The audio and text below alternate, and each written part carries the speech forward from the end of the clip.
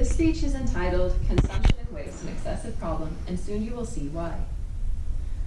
There's an old proverb that one man's trash is another man's treasure, and in many cases this might be more true than we realize.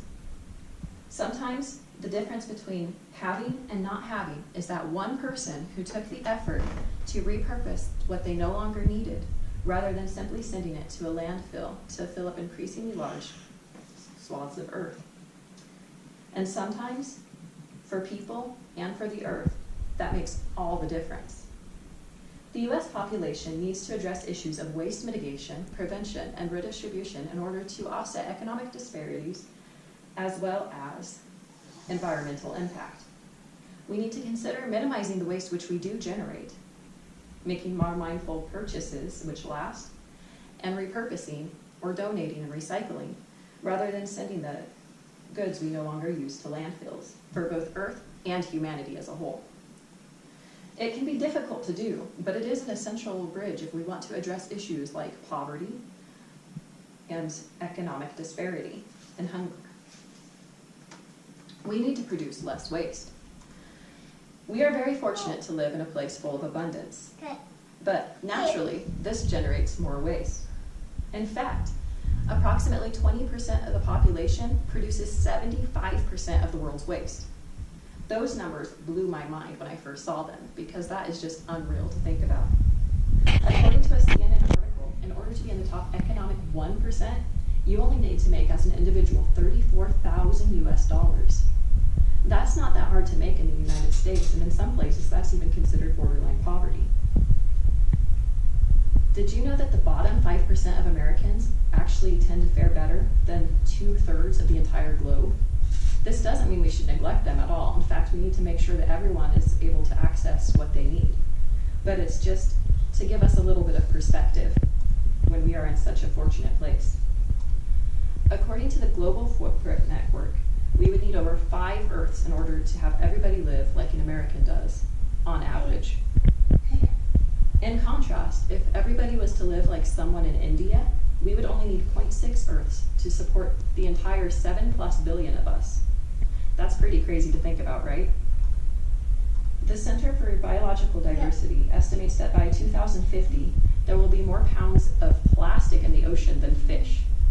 That is crazy considering it's an ocean, and there should be more marine life than trash.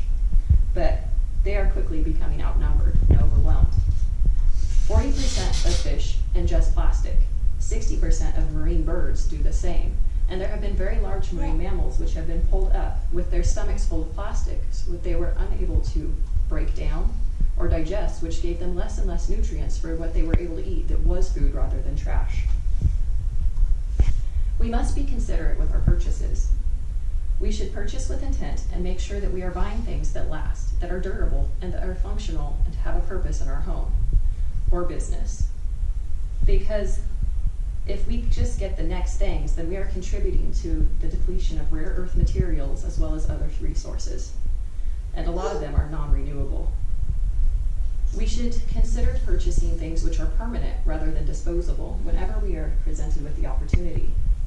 Although it can be difficult to acclimatize to certain things, using cloth bags rather than plastic ones makes a big difference, and a lot of stores will actually pay you to buy back the plastic bags that you do not use if you bring your own cloth bags. Likewise, although disposable diapers are very convenient, you can save a lot of waste, garbage taking out time, as well as money if you simply purchase cloth ones. This also prevents chemicals from getting onto your child, which is a natural, wonderful byproduct of going ahead and purchasing the cloth ones rather than disposable. In addition to that, having diapered children for 7 years straight between my 4, I can say that I have spent less dollars on these cloth diapers than an individual purchasing disposable ones would use for one child for 6 months. And I could get up to 60% of my money back when I sell them in the future. Also, although there is some stigma, we should consider purchasing items secondhand when it is a possibility. Not only are these materials often not in any worse shape than they were when they were new, because many places simply don't accept bad conditioned merchandise, but they save you a lot of money, and they also reduce the packaging and the additional waste that comes from purchasing new items. Also, we should consider exchanging, repurposing, or recycling, or even donating the items that we do not use anymore. We can donate them to places such as Salvation Army or Goodwill, or even to homeless shelters. We could also do clothing swaps with people who also have, say, children, because they grow fast, and let's face it, they don't stay in one size for very long. And I know personally, firsthand, that things like this helped me in my youth when I was in a zero-income household and in and out of safe homes. Without this, I might not have had some of the things I needed, like clothes or food, because sometimes people need that help.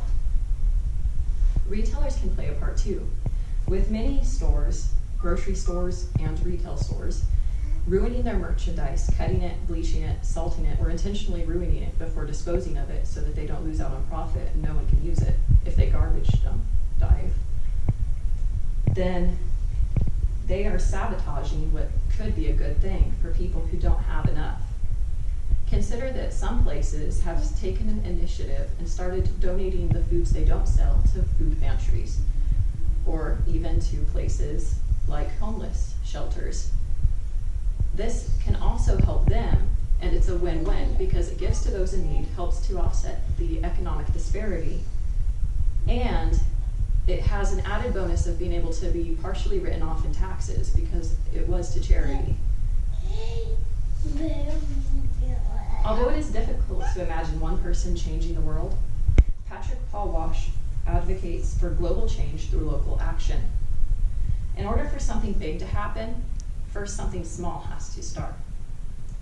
Perhaps if we minimize our waste, purchase mindfully, and repurpose the waste which we do generate, then we will be able to be that agent of change to make the world and other people's lives better for it. Because sometimes that can make all the difference. Thank you.